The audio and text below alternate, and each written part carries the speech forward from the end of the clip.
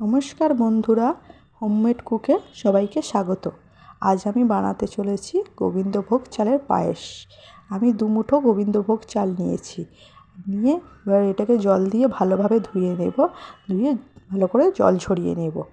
নিয়ে তারপরে অল্প পরিমাণ ঘি মাখিয়ে নেব চালের মধ্যে, নিয়ে কিছুক্ষণ রেখে দেব। তারপর আরেকটি পাত্রে আমি 1 প্যাকেট দুধ নিয়ে এবার দুধটাকে ভালো করে ফুটিয়ে নেব। এবার দুধটা ভালো করে ফুটিয়ে তার মধ্যে অল্প অল্প করে চালগুলো তুলে দেব, দিয়ে ভালো করে নাড়িয়ে নেব। নিয়ে তারপরে এর মধ্যে দিয়ে দেব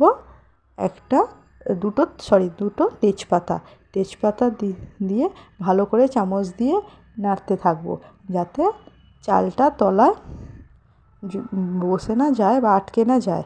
এবার তারপরে চালটা ভালো করে সেদ্ধ হয়ে গেলে এবার দেখবো যাতে চালটা ভালো করে সেদ্ধ হয়ে যায়। চালটা সেদ্ধ হয়ে যাওয়ার পর এর মধ্যে দিয়ে দেবো অল্প পরিমাণ নুন আর দিয়ে দেবো পরিমাণ মতো চিনি। আপনারা এটা বাতাসা দিয়েও করতে পারেন।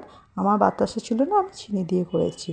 এবার ভালো করে চিনি দিয়ে ভালো করে আরও নাড়তে থাকবো, যাতে আরও একটু টাইট হয়ে যায়।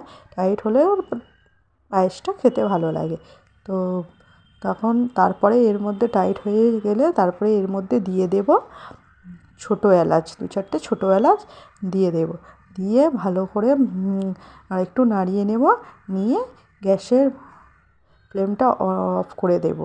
দিয়ে তারপর গ্যাসের মধ্যেই এটা বসিয়ে রেখে দেবো। আর একটু টাইট হলে রেডি আমাদের গোবিন্দভোগ চালের পায়েস। আপনাদের এই রেসিপিটা আপনারাও বাড়িতে ট্রাই করে দেখতে পারেন। আর আমার এই রেসিপিটা আপনাদের কেমন লাগলো অবশ্যই কমেন্ট করে জানাবেন। ধন্যবাদ।